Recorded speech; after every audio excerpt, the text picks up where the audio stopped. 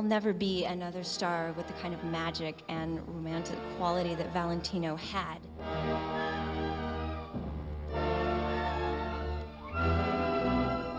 He is, no doubt, the most visited of our stars. They said he had premonitions of an early death. He would say when he was reckless spending money, he'd go, well, I probably won't be around that long. Who was this man who is still so loved today? How did he become the great lover? And how did the great lover become a legend?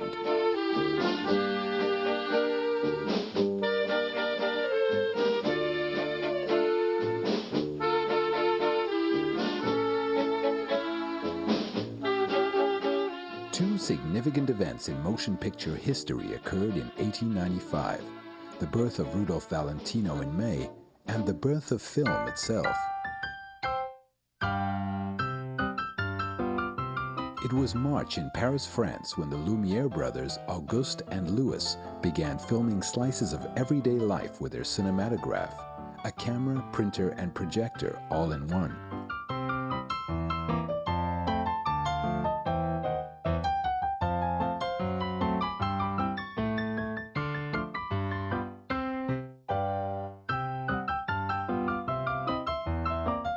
On December 28th, they hosted the world's first public screening, paving the way for film pioneers like Georges Méliès and Thomas Edison.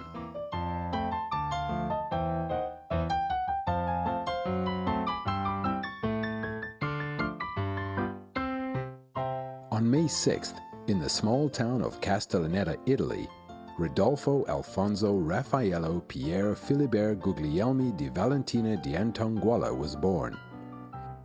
His effect on the film industry would be felt 26 years later when he introduced a new kind of hero to the silver screen.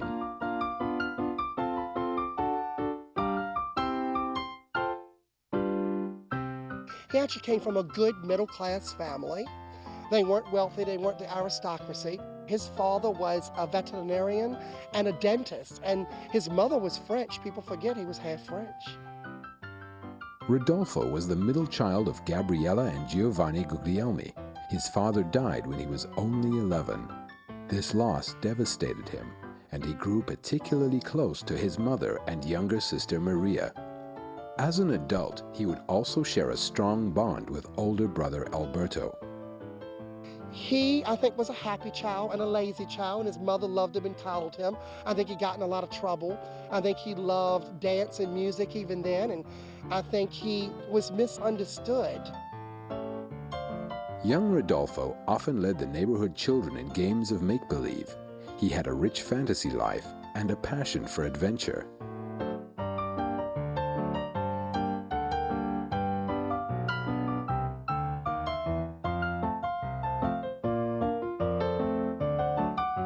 At 12, he was sent away to a strict boarding school in Perugia, where he dreamed of becoming a cavalry officer like his father.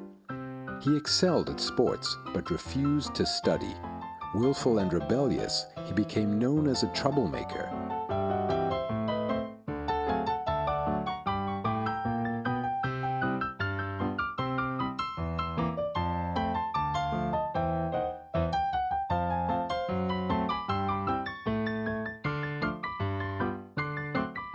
At 15, Rodolfo applied to the Naval Academy, but failed the physical exam.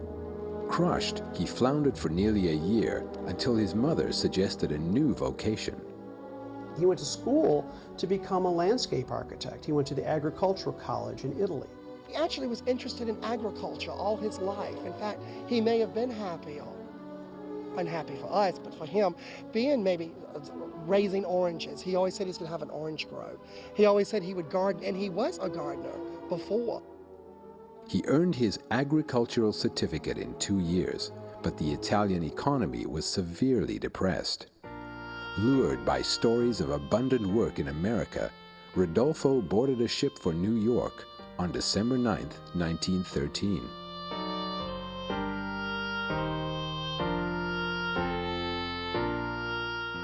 At the time that Rudolph Valentino came to this country, he was like so many other immigrants.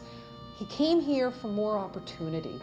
He came here to try to enrich his life and to grow. Unfortunately, the American dream would not be so easy for him to obtain. His first Christmas without family was particularly lonely. Came over originally to work on one of the big estates in New York as a landscape gardener. Rodolfo quickly went through the money his mother had given him by living well beyond his means. He flitted from job to job, often sleeping on park benches. He had himself photographed in an elegant suit and sent the photo to his mother with a letter written on hotel stationery. Gabriella believed the fantasy of her son's success. He worked briefly as a gardener for a wealthy man.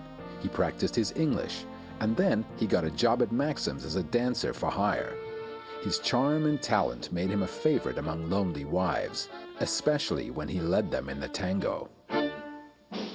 When he started really dancing, then he knew he had a power. He had come upon something, and he made his living doing that until he met Norman Carey.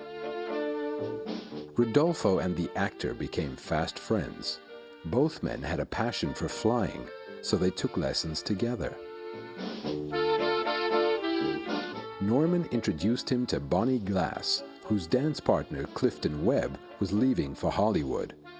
Signor Rodolfo, as he was billed, toured with Glass until she retired. Having received good reviews, it wasn't long before Rodolfo was partnered with another exhibition queen, the elegant Joan Sawyer. While dancing after hours, he met a beautiful young woman named Blanca de Sales. Rodolfo was smitten, but Blanca was married. Her husband Jack was having an affair with Joan Sawyer, and Blanca wanted a divorce. She persuaded Rodolfo to testify about the affair in court. The drama played out in the papers, and Blanca won. She immediately dropped Rodolfo, and so did Joan Sawyer. But Jack de Sales had powerful political connections, and he sought revenge. Around the corner from Rodolfo lived an old lady who allegedly ran a brothel that paid protection money to a police officer. The dancer just happened to be there the night Jack de Sales set up a raid. Rodolfo spent 3 days in the notorious Tombs prison before the flimsy charge was dropped. The dancer's name was now associated with 2 scandals, and he had a police record. Things heated up the following summer when Blanca murdered her ex-husband. Once again, Rodolfo found his name in the papers because of his testimony at the divorce trial. He began to actively seek work that would take him away from the city. Escape came in the form of a touring musical bound for California. When the show folded, Rodolfo found himself alone and unemployed in San Francisco. He found work as a dancer, gave lessons, and appeared briefly in a vaudeville show at the Orpheum Theater across the bay in Oakland. By mid-May, he was training to sell security bonds. He'd been working only 3 days when America entered World War I on June 5, 1917. His career was cut short when people began buying Liberty war bonds on the urging of stars like Douglas Fairbanks, Charlie Chaplin, and Mary Pickford. As required by law, Rodolfo reported to the Italian embassy for military service, but was again rejected, this time for poor eyesight. His old friend Norman Carey was in town shooting a propaganda picture with Mary Pickford. Carey urged Rodolfo to return with him to LA to start a career in movies. Hollywood was booming, he said. Rodolfo moved into Norman's suite at the Alexandria Hotel in downtown LA. In the evenings, they ate free food and drank cheap drinks in the grand lobby, mingling with actors, directors, and studio heads. Rudy, as he now preferred to be called, dressed colorfully to attract attention. He tried to get work at the studios, but was told to stick with dancing because leading roles went to all-American men like Wallace Reid and Douglas Fairbanks. He knew how to dance. He didn't even know how to act all that well. He didn't know how to sing all that well, but he was a dancer, and a good one, and did professional dancing, coaching dancing, as well as ballroom dancing and professional exhibitions. And it was really that kind of sashayed him into the film industry. Rudy's break came in 1917 when first-time director Emmett J. Flynn hired him to dance in a ballroom scene. He made $5 a day, much less than his rate as an exhibition dancer, but Rudy loved the excitement of being on set, and Flynn praised his performance, promising work in future films. Sadly, like so many of the actor's early films, there are no surviving prints or photographs of alimony. A lead role came his way when Emmett J. Flynn recommended him to fellow director Joseph Maxwell for a melodrama, The Married Virgin. Although Rudy wasn't thrilled when Maxwell offered him the part of a villainous Italian count, he saw it as an opportunity for more screen time. He accepted the role graciously, joining the cast and crew for filming at the Hotel del Coronado near San Diego, California. He stayed in character the entire time, speaking only Italian.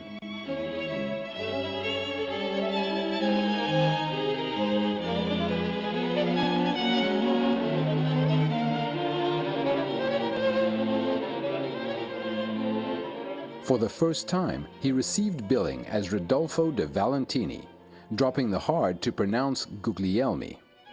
Unfortunately, due to legal disputes, the film would not be released for more than a year.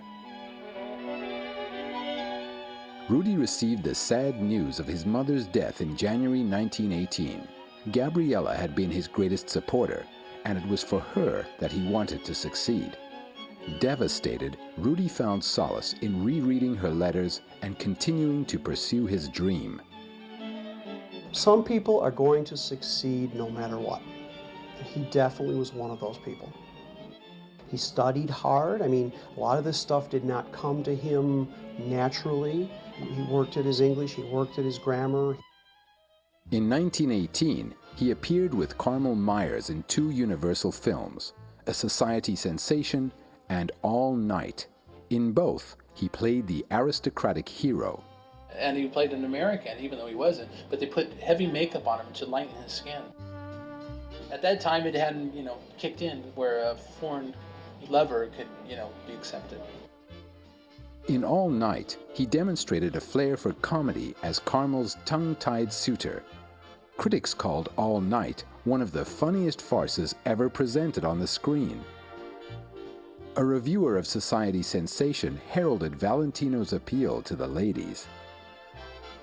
Pre-star Valentino material is very rare, and to find it is a real treasure for a true collector. I work at Universal, and this is a Universal Studios. If you look at it closely, it says payroll. So this was his paycheck at $25, and it's dated July 27th, 1918. So he would have been working on Society Sensation with Carmel Myers, and this is his paycheck, and somehow it survived. And on the back, you can look and see that he signed it. In those days, he went by Rodolfo di Valentina.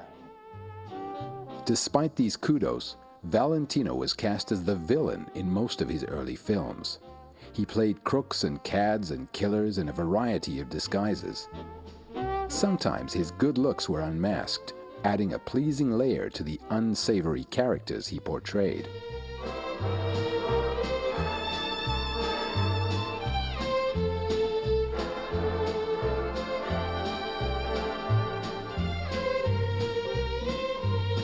He appeared in a few films with his old friend Mae Murray. They had good chemistry on screen and an off-screen friendship that made Murray's director husband jealous. During the production of Delicious Little Devil, the pair would dance between scenes, as they had in New York. In 1919, Valentino finally got the opportunity to work on a big-budget picture with a well-known cast. He would be on screen for only 6 minutes, but those scenes with Clara Kimball Young in Eyes of Youth would ultimately change his life.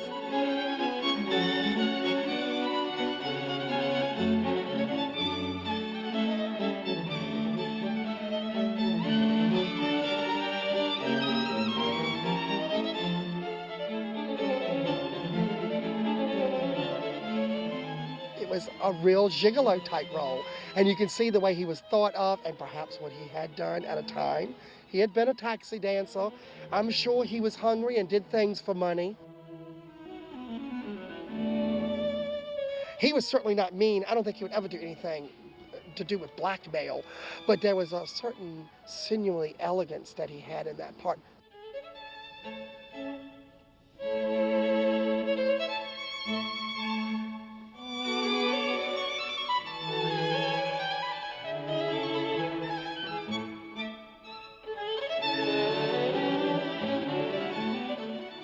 And then a roughness. Remember when he grabs Clara Kimball Young and he hurts her.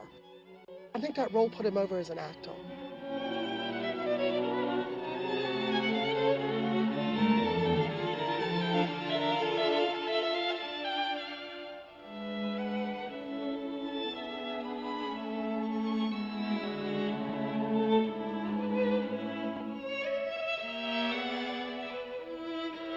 Eyes of Youth was a smash hit, and so was Valentino. He attended a premiere party for Alla Nazimova's latest film, but was dismissed by the diva who called him a gigolo in front of everyone. On his way out, he met Jean Acker, a young actress in the diva's inner circle. They met again at another party where Jean apologized for Nazimova's rudeness. Impressed by her compassion and charm, Rudy suggested a moonlit horseback ride. A friendship and mutual affection developed over the next few weeks. It was Jean who suggested he change his name to Rudolph Valentino. Then, Rudy dared her to marry him. She accepted his proposal, and within 2 months of meeting, the couple said their vows. But Acker had a preference for women, and the marriage was never consummated. The two parted ways on their wedding night. But Acker was in no hurry to get a divorce. It would take Valentino nearly 3 years to extract himself from their liaison, and Acker would continue to capitalize on her brief role as Mrs. Valentino long after his death. "1920 yielded a string of villainous roles, including the part of Norman Kerry's evil brother in Passion's Playground, and yet another Italian count with dark intentions in Once to Every Woman, starring Dorothy Phillips. While Eyes of Youth was still in theaters, Metro Studios purchased the screen rights to Vicente Blasco Ibanez's best-selling novel, The Four Horsemen of the Apocalypse. June Mathis was an executive at Metro Studios and one of Hollywood's top screenwriters. She had adapted the novel and approved the choice of Rex Ingram for director, but she rejected the studio's suggestions for the lead role, having been mesmerized by Valentino's performance in Eyes of Youth. She wanted to cast him in this great part of Julio in The Four Horsemen of the Apocalypse. The studio said, no, he's swarthy, he's foreign, he's a gigolo, he's a dancer, he played villains, he was typecast doing that. They said, no, American guys don't want to see him, the women won't want him. Weren't they wrong? Valentino was working on The Wonderful Chance in New York. His director accelerated the shoot so the actor could begin filming The Four Horsemen in Hollywood. Though contracted at a salary of only $350 per week, Valentino's performance was so spectacular that the script was rewritten during production to expand the role of Julio. He made a sensation because in that tango you can see all of his passion. Valentino, the reason we think about him today is people forget he's a great actor. He was a great artist. No one moved on screen as well as him except for maybe Chaplin and in a very odd way, in the feminine side, Garbo.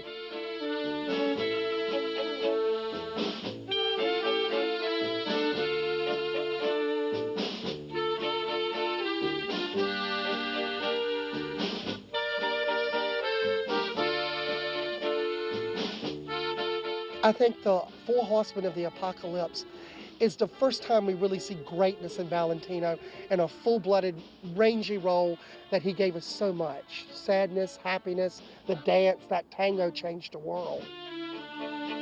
It had been done in South America probably, I think, for 20 years, but it was considered a very scandalous dance, and I think it really helped his image, and it just became part of the world's culture.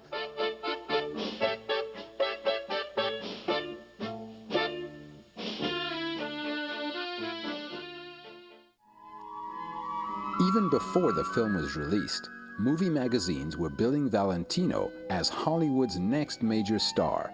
Offers of work started to come in, and Valentino found himself turning to June Mathis for advice. June Mathis, I think, can be singled out as the person who believed in him the most and really plugged him and got him into some of these really great films that just propelled him to major stardom. The two of them together built a dynasty through vehicles like the Four Horsemen of the Apocalypse.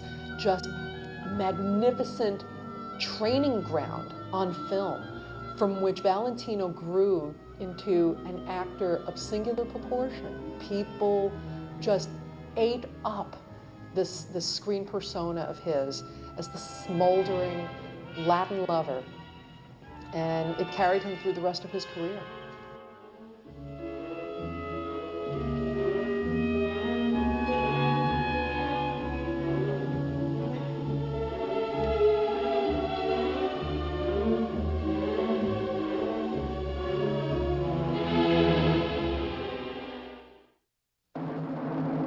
While The Four Horsemen was in post-production, Valentino starred in 2 more Metro films without a raise in salary. The first was Uncharted Seas, a low-budget and ultimately forgettable film that did not garner good reviews. The second was another June Mathis adaptation, Camille. The star was Alla Nazimova, who had so rudely dismissed Valentino in the past. Recently, however, she'd been a little warmer to him, and now she wanted him, and only him, to play her on-screen lover. Camille in itself is a tragic story, you know, of Amon's lover dying so young. That's exactly what happened to him. Who knew that life imitating art, you know, the expression? Who knew just a few years later he'd be dead too? Nazimova made sure that Valentino would not upstage her by minimizing his close-ups and removing any scenes that showed his range as an actor. She did, however, allow him to play the lover, dreamy, passionate, and ultimately rejected and cruel. Her strategy backfired as reviewers lamented Valentino's reduced role in the film.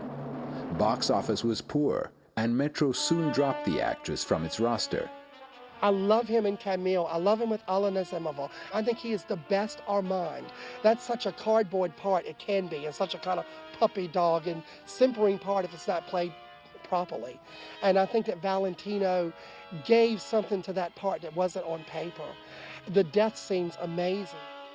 You see so much in his eyes. He's such a great physical actor because it was, I think, difficult to act in silent pictures. You didn't have dialogue. This is what you had. Your face. And he certainly had a great face that could communicate all of those wonderful passions and feelings. He has a sadness to him. I think a lot of the great sex symbols have a sadness in their look, and he has that. So he was perfectly cast in Camille.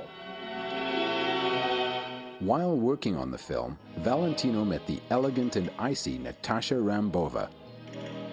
Her real name was Winifred Hudnut, and she'd been a dancer with Theodore Kozlov's Russian ballet. The couple had broken up, and Rambova moved on to a new career in the movies. She did all the costumes for Nazimova Productions, this particular production of Camille at Metro Studios. And she did the sets, and those Art Deco sets are really something. They met, sparks, voila. That was an extremely volatile, passionate relationship. They danced together in exhibitions beautifully. They performed together, and they just looked gorgeous together. I think he really and truly loved Natasha Rambova. But I don't think in retrospect Natasha Rambova was good for Rudolph Valentino. She was a control freak, more power to her, and she wanted to get into Hollywood, have power, produce, direct, and I think she looked at him and said, well, he loves me, and I'm sure she loved him to an extent, and here's a meal ticket, Valentino. She tried to talk him out of the Sheik. Thank God he did it. When The Four Horsemen opened at the Lyric Theatre in New York in March of 1921, praise for Valentino was thundering, but Metro did not raise his salary.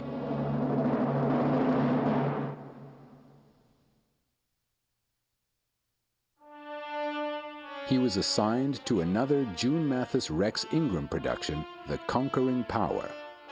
Ingram became jealous of the actor's popularity, and Valentino did not take direction so easily this time. The two had a falling out, and Ingram vowed never to work with him again. Valentino was furious. Here he had become a star, made tons of money for the studio, and they were treating him like a day player, with a salary to match. When Metro again failed to offer him a raise, Valentino signed on with famous players Lasky for $500 per week and the promise of salary increases with each film. It's an interesting thing because in 1921, 2 films came out that both starred Rudolph Valentino: Four Horsemen of the Apocalypse and The Sheik.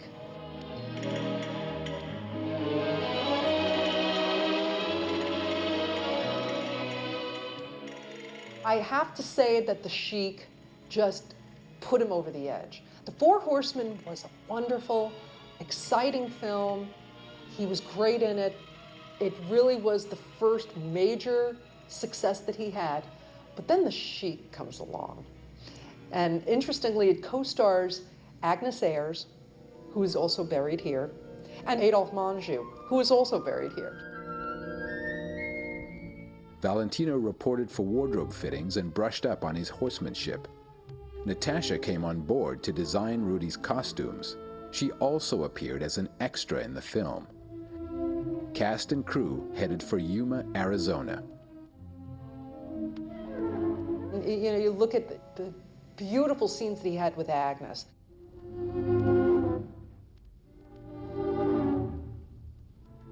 The intelligent repartee, and of course this is all nonverbal repartee with Adolphe Menjou.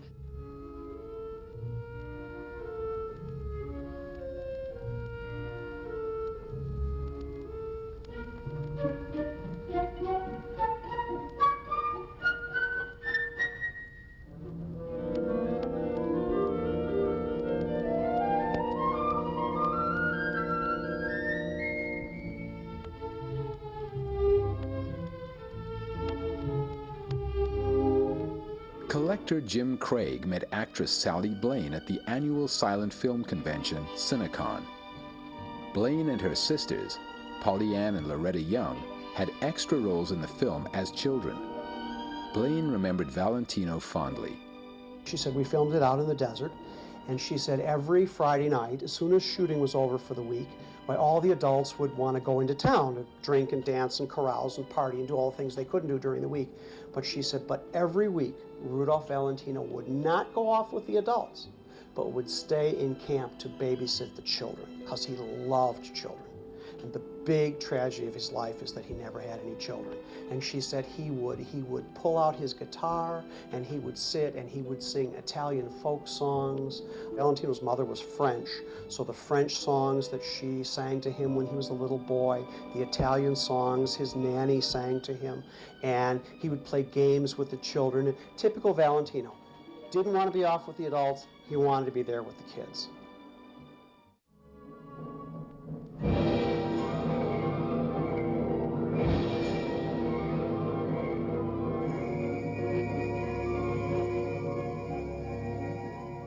In the annals of film history, I think that role can probably be looked upon as one of the most incredible vehicles for any actor.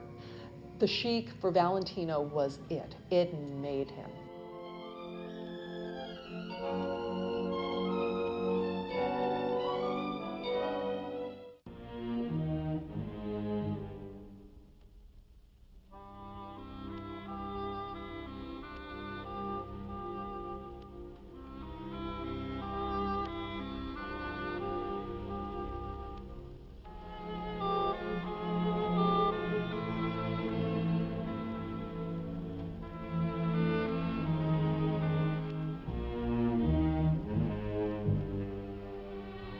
chic became something that was associated with a beautiful male star. It was like you were a chic or you were a Sheba, and it was just absolutely huge. The Sheik made Valentino an international superstar. Almost overnight, he changed the face of leading men in Hollywood. People either loved or hated him. Women swooned when they saw him. Young men began to emulate him, and his influence extended to the farthest corners of the world.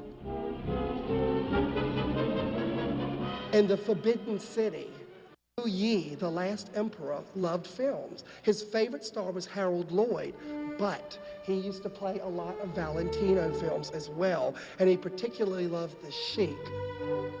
His success as an actor was overshadowed by the nasty divorce trial with Gene Acker in November. Rudy and Natasha moved into a house in Whitley Heights and were living together secretly until his divorce was final. They were hoping for a spring wedding.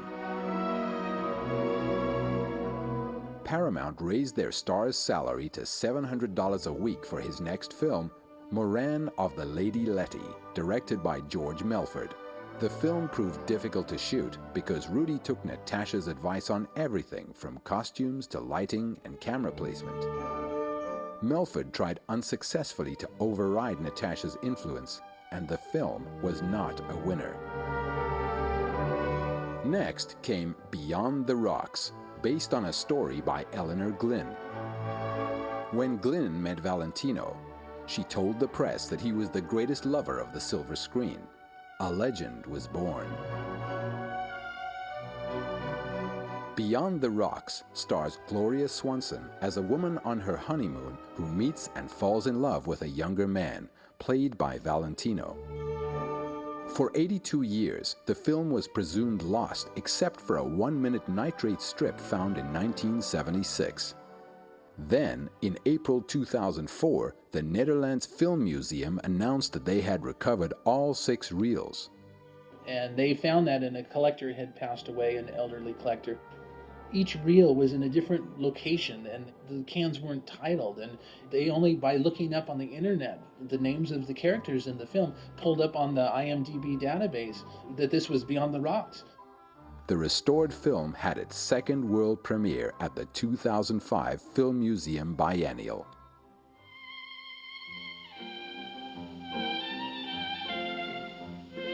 Valentino's next film was the adaptation of another Blasco Ibáñez novel, Blood and Sand.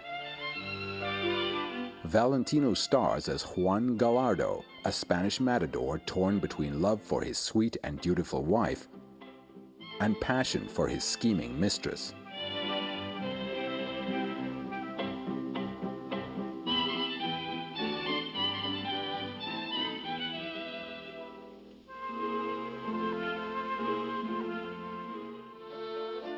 The actor was initially excited about the film because June Mathis was writing the screenplay, and the studio promised him the director of his choice, George Fitzmaurice.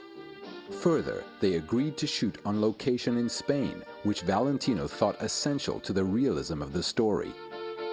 To cut costs, the film ended up being shot on the Paramount backlot under the direction of Fred Niblo. Valentino was given a small dressing room and not allowed visitors. When he complained to Lasky, the producer finally allowed Natasha to visit, but her presence on set made Valentino even more difficult to work with. Still, Natasha felt it was the best role he'd ever been given, and when the movie came out, critics agreed. It fit him like a glove, that part. He was amazing. And I'm very wicked. I particularly like him in the scenes with Nita Naldi as the overwrought, overweight vamp. She's fabulous. Nita Naldi, born Donna Dooley in New York City, would become good friends with both Rudy and Natasha.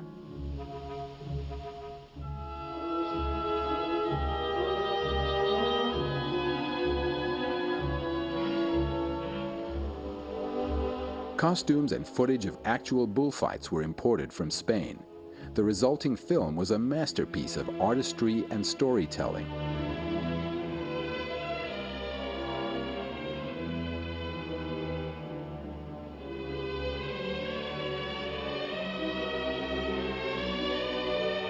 I think he gave a great performance. I think that if the Academy Awards had been in those days, he would have at least been nominated. He was so physically right for a matador, and his emotions were so perfect. You totally believed him in that role.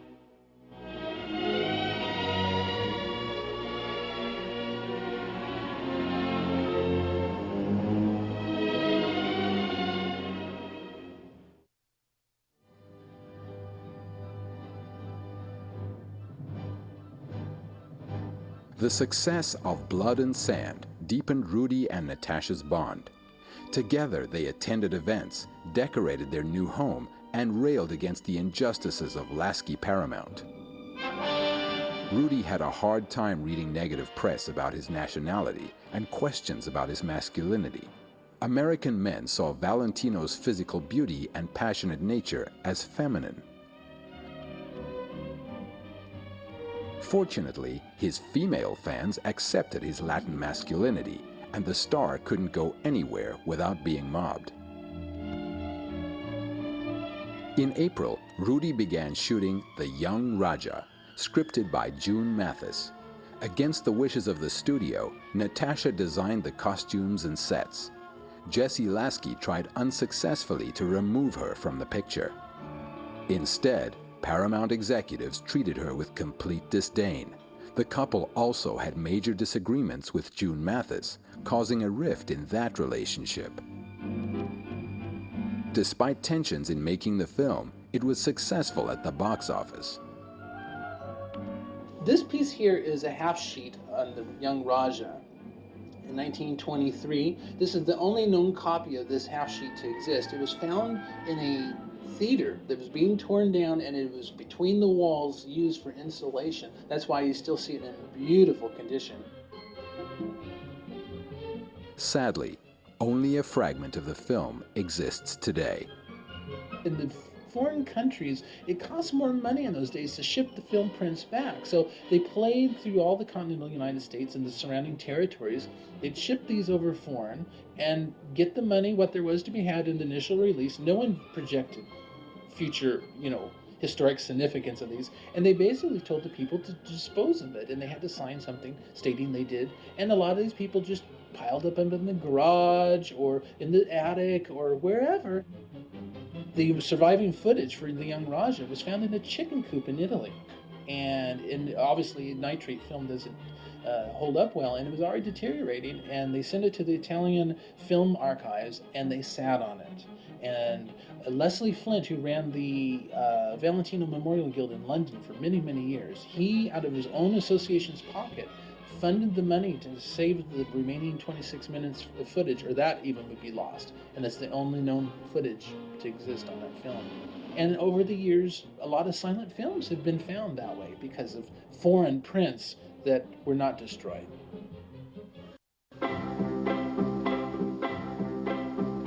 In May, Rudy and Natasha got married in Mexico.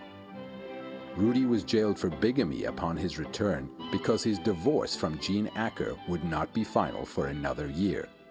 June Mathis, Thomas Mahan, and director George Melford posted bond for their friend.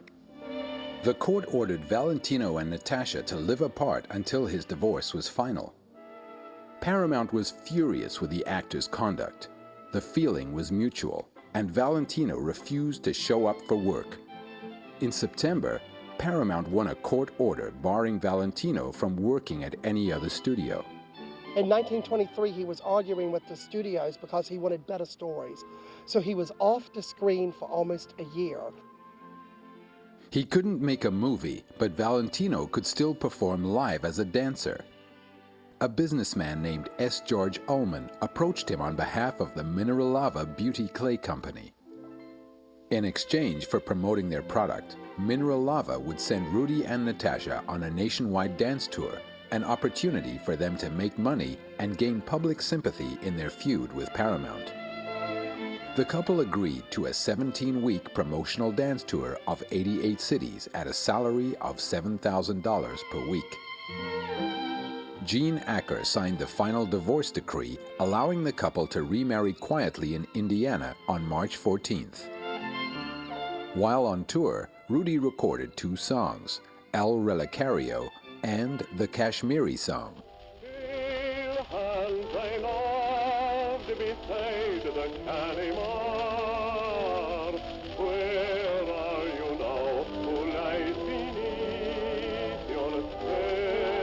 There are no recorded copies left of his speaking voice. There is a recorded copy of his singing voice. He cut a record, and on one side is a song that he sang in English, and on the other side in Spanish.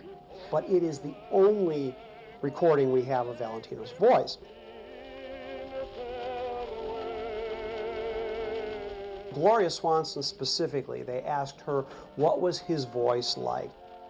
She said that he had a very minimal accent, very lilting musical pronunciation with the Italian. He was fluent in Italian, of course, fluent in French because of his mother, fluent in Spanish, dabbled a little in German, reasonably fluent in Latin, really the Romance languages.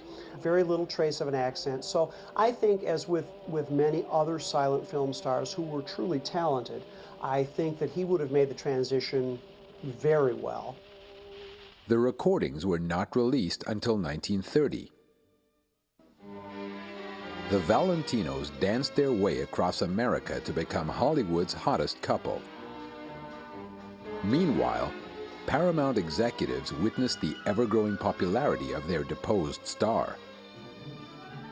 On July 18, 1923, Valentino negotiated a 2-picture deal with a studio at a starting salary of $7,500 per week.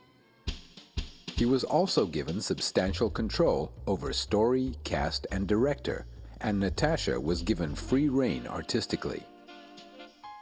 Vindicated at last, the Valentinos left George Ullman in charge of their personal business affairs and took a few months off for a belated honeymoon.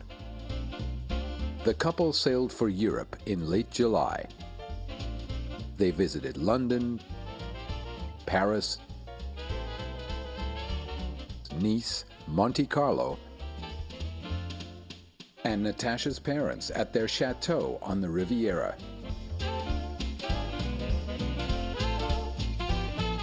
Valentino hadn't been home in 10 years, and he enjoyed a visit with his family in Castellaneta.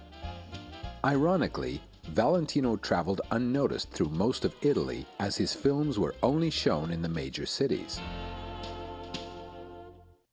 The Valentinos considered 2 projects for the actor's comeback film: the pirate epic Captain Blood and the aristocratic Monsieur Beaucaire.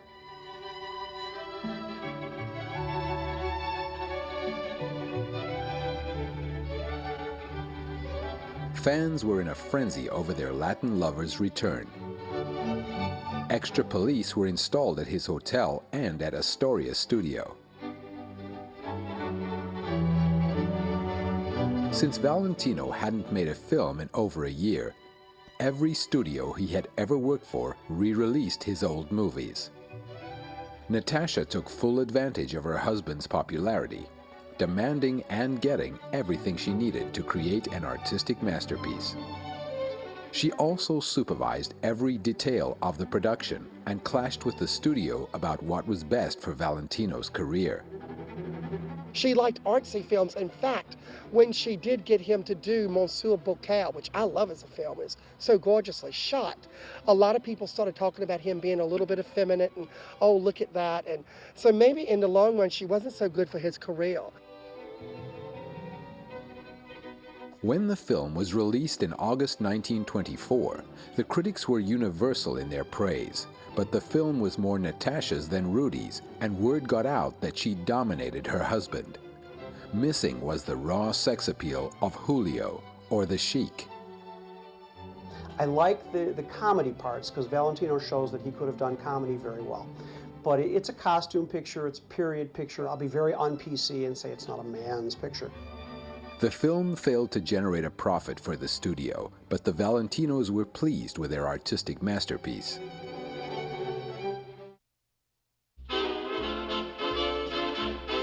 Their final film for Paramount was A Sainted Devil. Valentino again played the Latin lover his fans appreciated, and Nita Naldi returned as his love interest.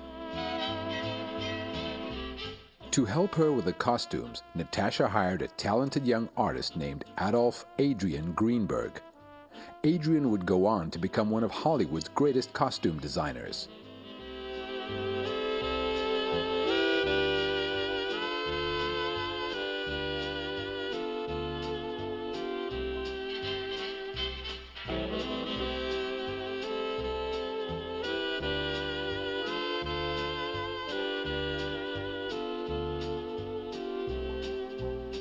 When the film came out in November 1924, Valentino's performance was praised. With the return of the Latin lover, the costume and sets took a back seat. The Valentinos said goodbye to Lasky and Zukor without regret. Ullman had introduced them to a new production company that promised them a share of the profits, in addition to the creative control they had achieved at Paramount. J.D. Walter of Ritz-Carlton Productions promised $1 million budget for The Hooded Falcon, a recounting of the legend of El Cid to be shot in Spain. Valentino would play the Moor leader. To prepare for the role physically, the actor grew a beard and worked on his tan. Armed with a $40,000 research budget, the couple headed to Europe in the fall.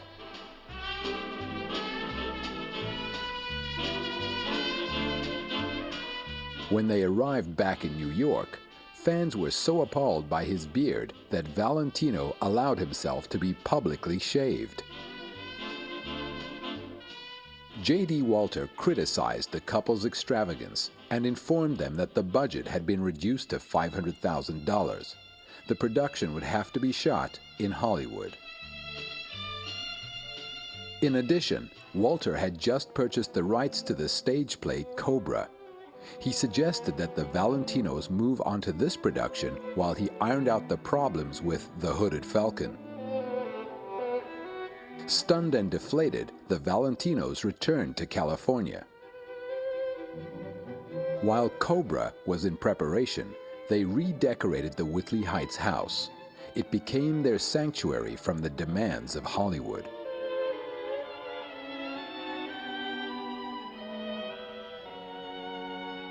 Cobra features set design by William Cameron Menzies and costumes by Adrian. Many of the furnishings and artifacts are from the Valentinos' trip to Europe for The Hooded Falcon. Valentino stars as an Italian antique dealer who finds romance and betrayal in America. Nita Naldi returns as the vamp, playing the title role.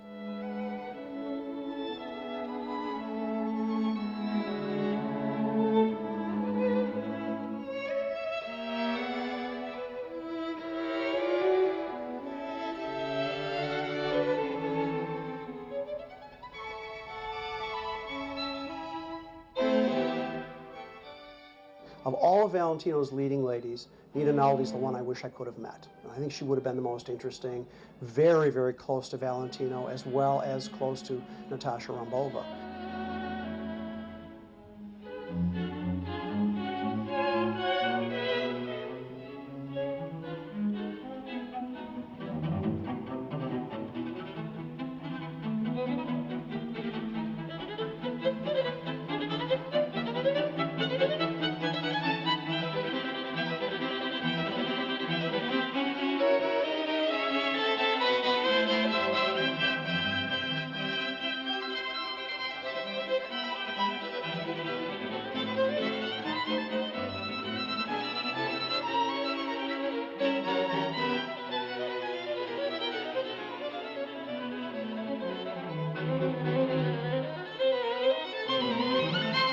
It's a depressing story, but Valentino does his usual spectacular job, and Nita Naldi is wonderful.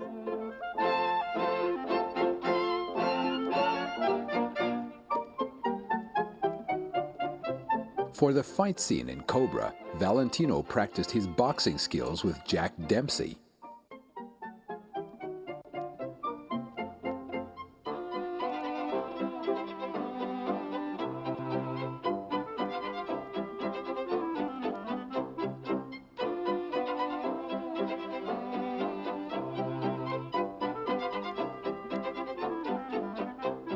While filming Cobra, Rudy and Natasha purchased an 8-acre estate in Beverly Hills, which they named Falcon Lair. After Cobra wrapped, they drove to Palm Springs to relax before starting production on The Hooded Falcon.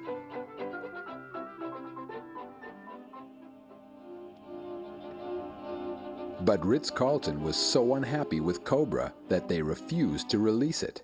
Further, they shut down The Hooded Falcon and severed ties with the Valentinos.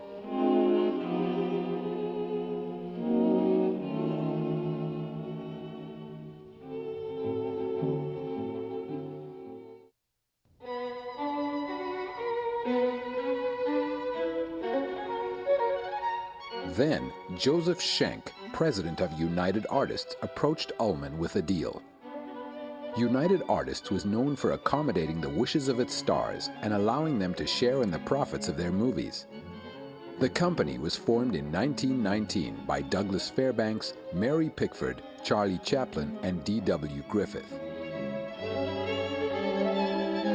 Schenck offered Valentino $10,000 a week and 42% of the profit from his pictures. He would be expected to make 3 films a year.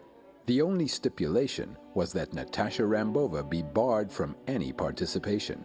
She would not even be allowed on set. Reluctantly, Valentino signed the contract, sealing the fate of his marriage.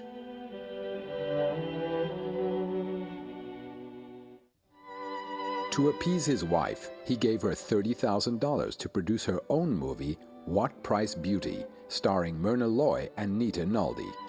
Natasha retreated further from their marriage to focus on the film. What Price Beauty went $70,000 over budget, causing their marriage to deteriorate further. And no one in Hollywood wanted to distribute the finished film. Meanwhile, Rudy started filming The Eagle, based on a story by Alexander Pushkin.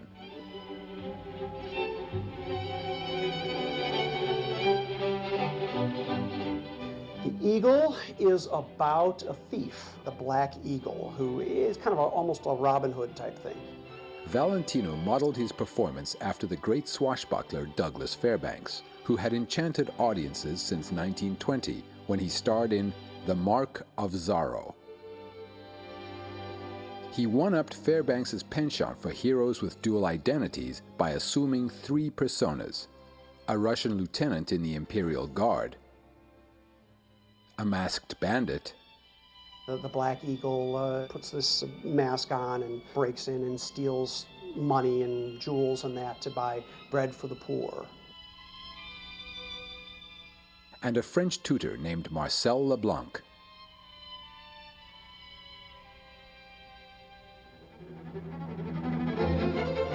And the man was an accomplished horseman. There are various scenes in The Eagle, dangerous scenes of Valentino on horseback, and he'd get into great arguments with Clarence Brown because he wanted to do his own stunts. He had the capability of doing his own stunts, and Clarence Brown said, "You're my big star. I can't afford to have you fall and break a leg or break an arm or worse, break your neck." They came to a compromise where Valentino did many of the lesser stunts himself, but there's a scene where he stops a stagecoach with the horses that have gotten away. Well, they didn't let him do that. He has a good, fast pace. There's some comedy, there's some drama. Valentino's role is very good. Vilma Banky does a fabulous job, Louise Dresser.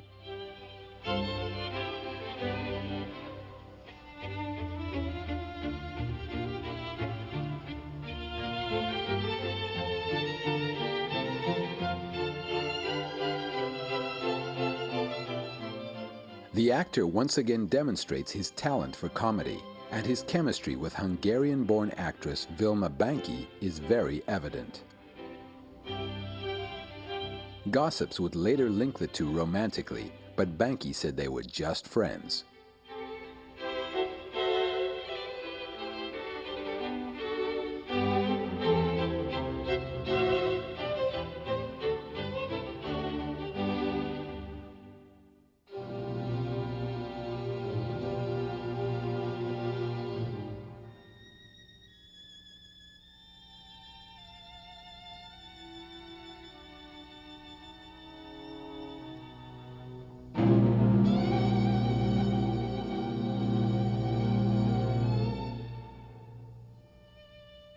In August, Natasha boarded a train for New York to seek distribution for her film. Within days, the couple publicly declared a marital vacation from one another. It was a tortuous love affair that eventually ended. In November, Valentino attended the premiere of The Eagle with a publicist from United Artists. It was a mob scene as fans jockeyed for a moment with their idol. The love of his fans only underscored the pain he felt inside as he boarded a ship for France, hoping to save his marriage. The two met in Nice, where Natasha dashed any hope of reconciliation, filing for divorce in December. A sad Valentino spent Christmas in Italy with his family before returning home alone. After Natasha and he broke up, he was sad, and he just looked so lost. He must have suffered greatly. And I think that she broke his spirit and his heart. I think he truly loved her. He seemed to love these strong women that were kind of mean to him. On January 18, 1926, Natasha was granted a divorce, and Rudy began life as Hollywood's most eligible bachelor.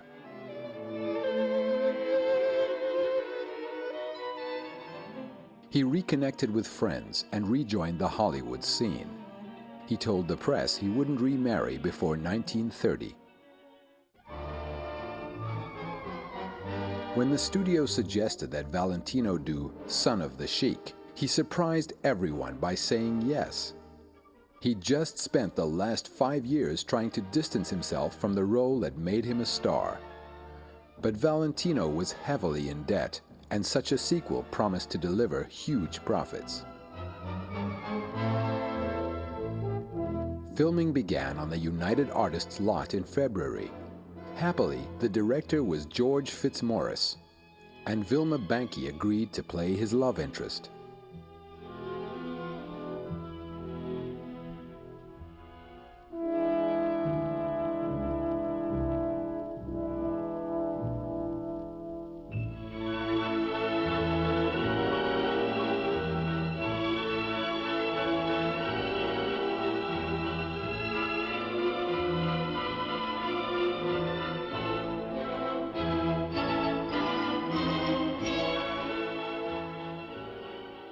Agnes Ayres returned as the wife of Sheikh Ahmed Ben Hassan. I loved the way he played both the father role. He actually almost looked like a grandfather, but you know, Hollywood's, if you were 40, they made you look like you were 80. He played the father and then himself. And there was a sensitivity, a new concentration. There was something in Valentino in that movie I never saw before or since.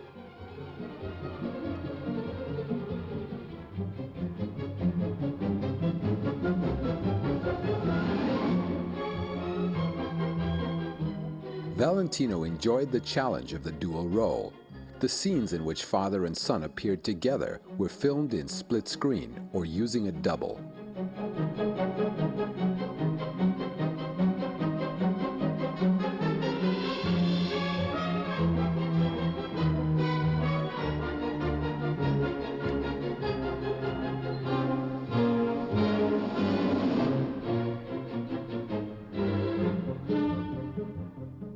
In Son of the Sheik, there was some stories told by the prop master. His name was Irving, and he told about being in Yuma, Arizona, and it was just horrifically hot. And they had a bowl of sugar that was out for the coffee, and someone came over and was taking a scoop of it for the muffins and thought it was blackberry jam. And it turned out to be flies had come glommed onto this bowl of sugar, and I guess I had bad eyesight because I think I could tell the difference. But that was the story he told, that the flies was horrendous heat, but he said that Valentino never complained. And you look at Son of the Sheik, and he looks wonderful. He's great, and 2 weeks after it was premiered, he was gone.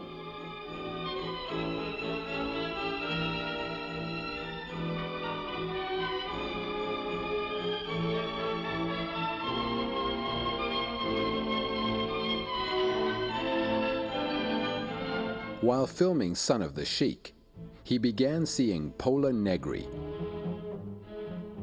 They rode horses and attended parties. Soon, the passionate actress was a regular on his arm. She was a publicity machine too, and a real actress at all times. And she's an actress of power and great conviction and very emotional. And I think she probably liked Valentino and loved dating him. And she probably had a crush on him, but then as soon as he died and he wasn't there to speak, oh, he was going to marry me. In July, Valentino traveled to San Francisco and then Chicago to promote Son of the Sheik. Once again, his manhood was called into question in the press when an unknown writer suggested that he used face powder. That whole article about the pink powder puff had come up. So unfair. Rudolph Valentino was very manly, very athletic, very gifted. He was not a pink powder puff. Enraged, Valentino publicly challenged the writer of the slanderous article to a boxing match. He never received a response. Vindicated by the author's cowardice, Valentino continued his publicity tour in New York.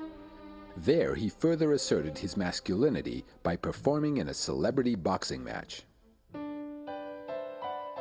On August 14th, Rudy attended a society party with a chorus girl on his arm. He fell ill late that night. By the next afternoon, he was so sick that George Ullman rushed him to Polyclinic Hospital. During exploratory surgery, the doctors discovered an acute perforated gastric ulcer. Dr. Harold Meeker closed the hole in Rudy's stomach, and it appeared that the actor would recover. Newspapers issued special bulletins on Valentino's condition. Friends and fans showered the hospital with get-well wishes. Then, a post-surgical infection set in. Sadly, there were no antibiotics or sulfa drugs to stop the infection. On August 21st, Rudy fell into a coma. As the sun rose on August 23rd, he spoke his last words. "Don't pull down the blinds. I feel fine. I want the sunlight to greet me." He died quietly at 12:10 p.m. It's sad how he died. I think if he had went to the doctor maybe a week before, he might have lived. I wish he'd taken better care of his health and not worried so much about his image. In a way, that image maybe killed him. And they said he had premonitions of an early death. He would say when he was reckless spending money, he'd go, well, I probably won't be around that long. He would say things like that. His first funeral, which actually can be considered a wake, was held at the Campbell Funeral Home in Manhattan. The crowds in New York City were massive. There were mobs of people who wanted to go in and see him. 30,000 mourners showed up on the very first day to try to see his body in Campbell's funeral home. Then it started raining and a riot broke out. The police were called in, people were injured, and it was quite an incredible scene.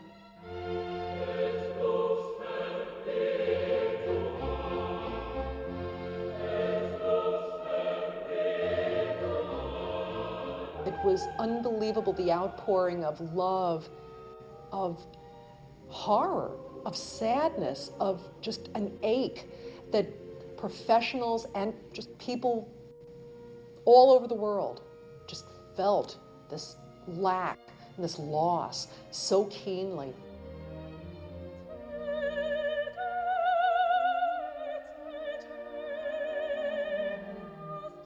In Los Angeles, the movie studios briefly shut down in honor of Valentino. And as unbelievable as this may sound, there were at least 2 reported suicides that were spurred on by grief over Valentino's death. There was one woman who shot herself while clutching a sheath of Valentino photos, and another woman in London who took poison and left a suicide note surrounded by Valentino's photos. And the note read, "With his death, my last bit of courage has flown."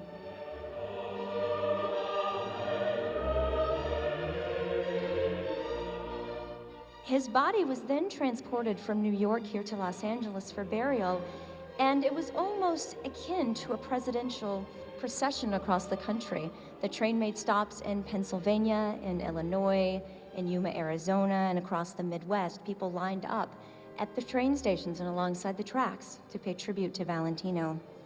I have an aunt who's 102 years old now, and she talked about going down, because Valentino's train came through Chicago in the middle of the night, and going down just specifically to see the train coming through. And she said that the problem was that every time the train would try to start up to pull out of the station, all these young girls were laying across the tracks because they wanted to commit suicide by being killed by the Valentino funeral train. So she said they were there for hours because every time they'd start the train, they'd have to stop the train again, and clear off the girls off the tracks, and then start the train up again. To avoid crowds, the train pulled into a small town just outside Los Angeles in the middle of the night. Pola Negri and Alberto Valentino accompanied the body to Hollywood.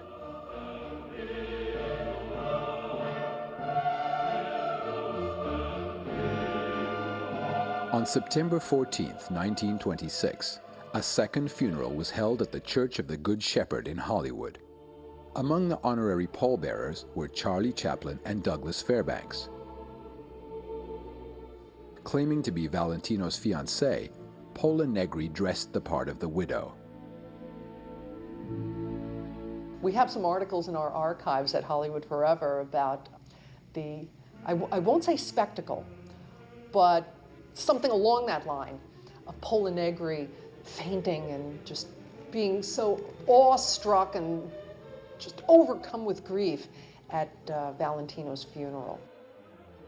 All the fainting, I would have loved to see it. She probably gave one of her best performances right here at the mausoleum.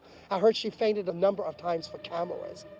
It was very widely seen. Pictures were taken of her, falling faint. Whether that was staged for the newsreel cameras or honest and really felt, or a combination of both, it's really conjecture. As an airplane showered the mourners with rose petals, Valentino was moved to Hollywood Memorial Park for temporary burial in a crypt owned by June Mathis.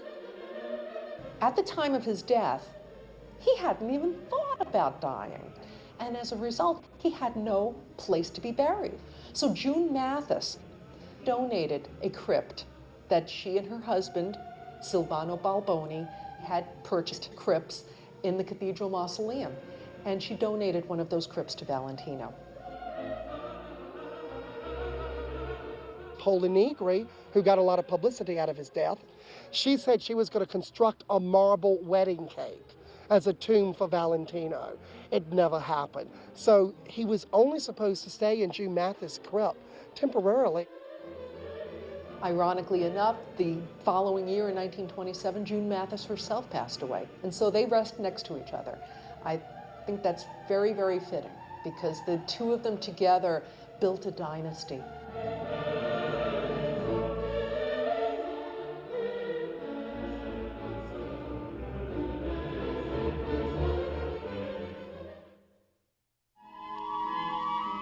He is, no doubt, the most visited of our stars.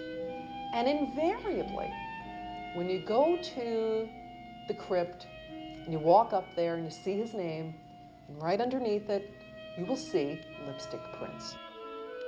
Valentino's fans, more than any fans, are the most loyal, the most, in a good way, rabid. They are just so enthusiastic about getting him out there and keeping him alive in memory.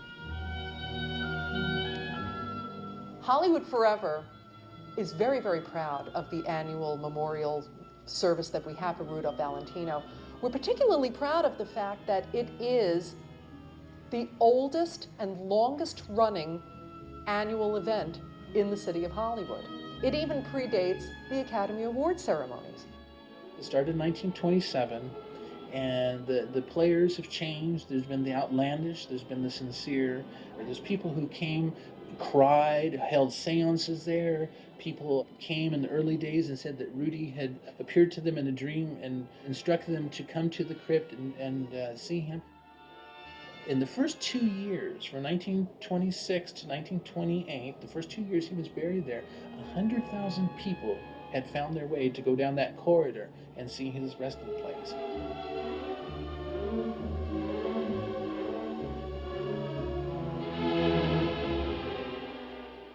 The role of the Lady in Black has always been an integral part of the Valentino legend. And there have been many women since 1926 all the way up until today who have shown up here to keep his memory alive. No one knows the original Lady in Black. She disappeared, she never told her name, did her flowers, and left. One of the most predominant is Dietra Flammé. Dietra claimed to be here in the day that Valentino was entombed. They had allowed people outside behind ropes to watch the procession, and Dietra was here. She also was the founder of the original Valentino Memorial Guild, and she would come in and she had cards that she would distribute to her members, and everything was done through correspondence, letter writing, and she wrote to them before the memorial in advance, "Meet me at the bronze doors, hold up your membership card, and join me in the march to the crypt." In 1951, Dietra fainted over back in the alcove. In those days, there was no service out here. It was in the alcove where Valentino was buried. And a lot of negative publicity generated from that. The Valentino family stepped forward and got a little upset, and they felt that fainting spells, black veils, limousines and chauffeurs, chic costumes, off-key songs, incense burnings are certainly out of place at the tomb. The family said that they were not able to come and pay their respects because they would have become involved in the degrading carnivals that had taken place here.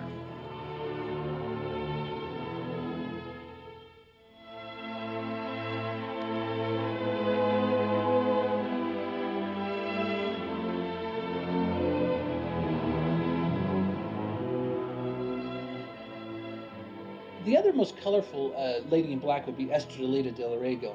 She claimed that her mother had met Valentino in New York and that Valentino had proposed to her, and they had a dinner with white daisies on the table, and that her parents had forbid her to marry him because she was too young. So the Valentino, according to Estrelita's story, said, "I can wait." And so that's what she said he did, and of course he died and several years later, and the mother never got over her grief, and she claims that she was the original Lady in Black, and on her deathbed clutched Estrelita's hand and told her to carry on this tradition for her. So Estrelita showed up on the scene around 1978. She decorated the crypt. One year she would have decorated in confetti. It looked like a New Year's Eve party back there. Other times she'd spread out her mother's wedding dress, pictures of her mother, rosaries were handed out at times. One year she had black stars with Rudolph Valentino's name in glitter lined all the way down the corridor with roses across them. A black electrical tape taping roses to the crypt.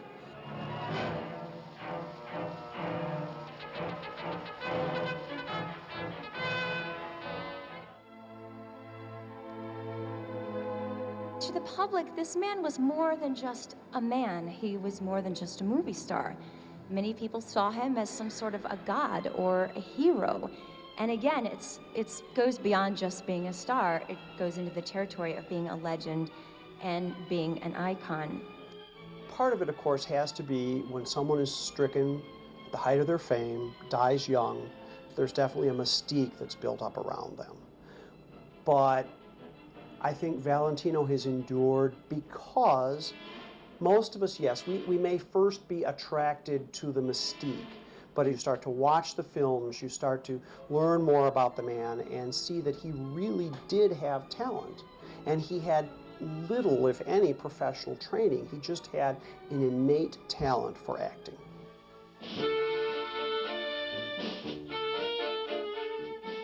There is no other person that I can think of who has conjured so much love, so much affection, so much remembrance, and packed it into 31 years on this earth.